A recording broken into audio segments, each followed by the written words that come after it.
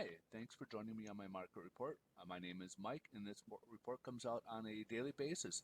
It's regarding mortgage rates and what the trends are.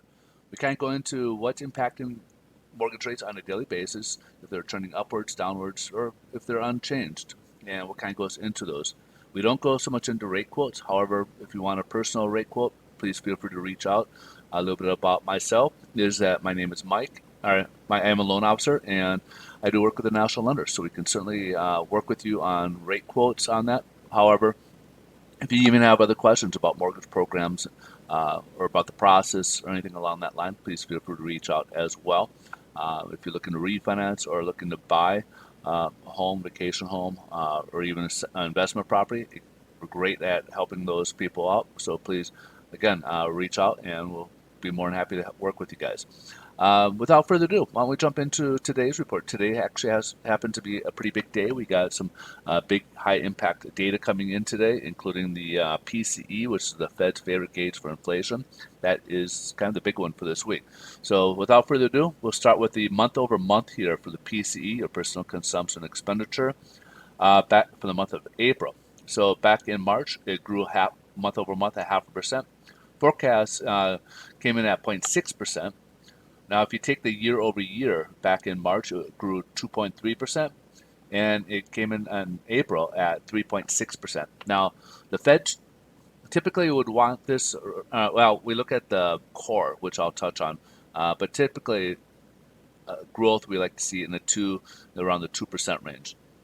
So the core, here's the month over month for the core. This is where you exclude volatility items like food and energy, which the Fed has no control, or we don't have any control over those, because those could go up and down on a daily basis or monthly basis.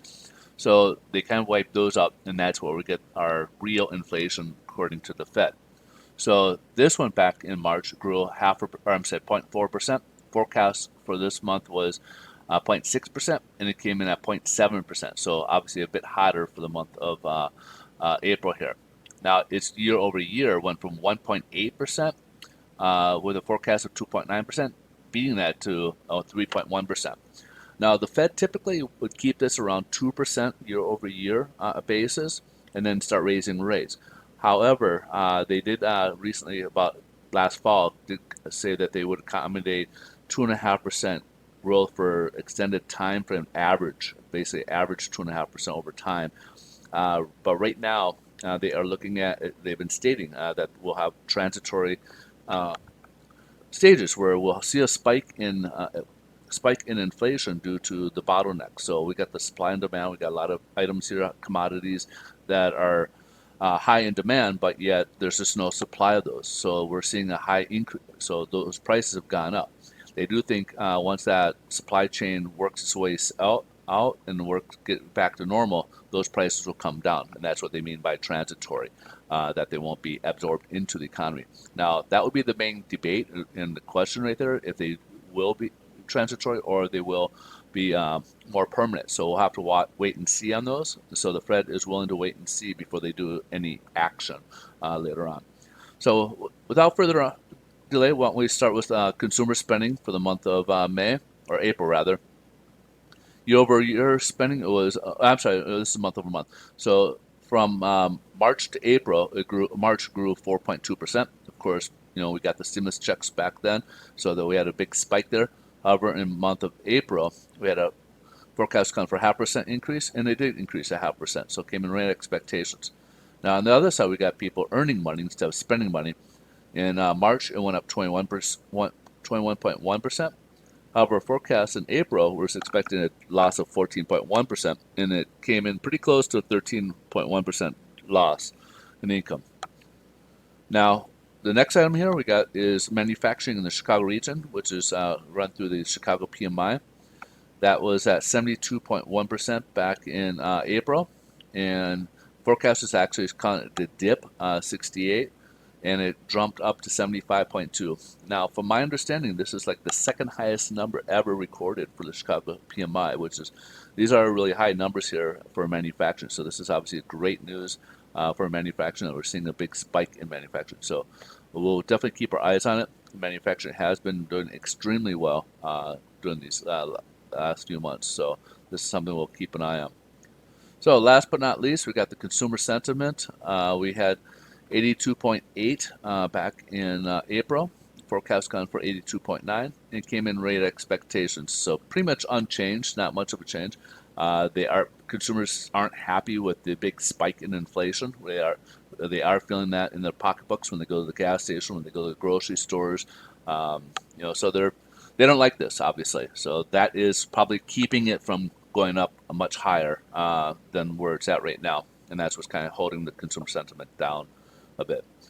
Let's jump ahead, take a look at the headline news. Stocks are up so far this morning. This is the last day of the trading week, or last of the month for the matter of fact, before going to June, the last day of the quarter for Q2, Q2 debate.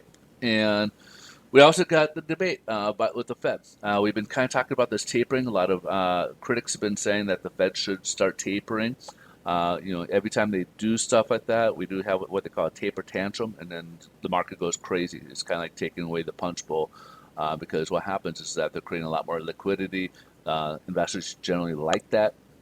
However, investors hate inflation even more than the tapering, than the punch, the liquidity. So now you start, because there's been so much pressure, and the Fed members, when they're having these speaking engagements, they're kind of addressing it a little bit more, and more of them are coming out saying that maybe we could start talking about this when before they weren't probably going to start talking about this towards end of summer, and now it's kind of getting pushed ahead where maybe Fed members are kind of addressing these comments and these critiques that maybe at some point they are in favor of some of this.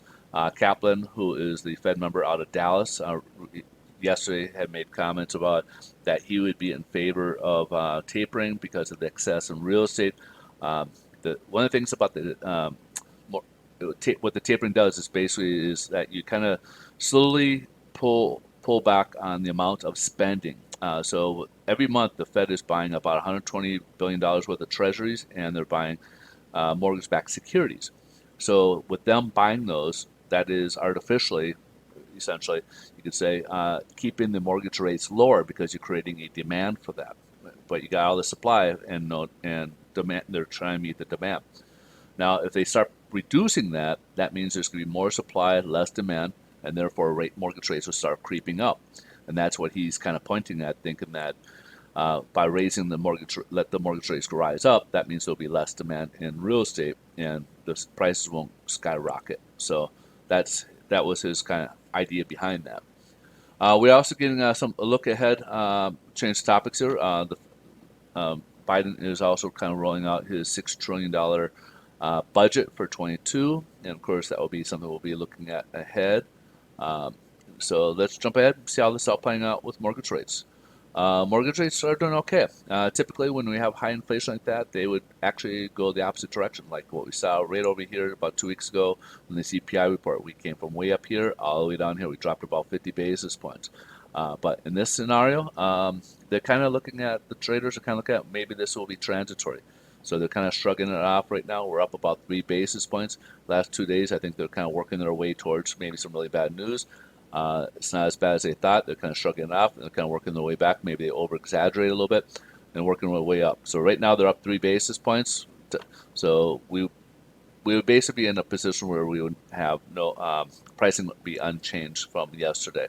Now today, the markets will close about an hour earlier, and we're going to a long weekend. So with Memorial Day on Monday, so we'll have a long weekend here, and they will probably the markets for the most part aren't having a lot of movement so far today. So mortgage rates in this clarification will be unchanged, and yields have kind of simmered down a little bit. We touched off the 25-day moving average, and now we've come down a little bit to about just under 1 point, down to 1.59 right now.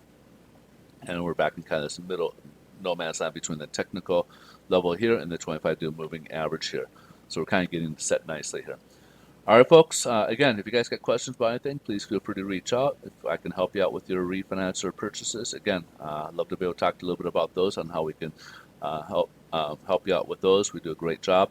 And I hope you guys enjoy your nice long weekend. We'll see you on Tuesday's report. And if you guys like these videos, please smash that like button. It certainly helps out the channel. It gets us hopefully out there to more people, and hopefully more people will be interested in learning about more mortgage rates. You guys have a great time, and see you on Tuesday. Bye bye.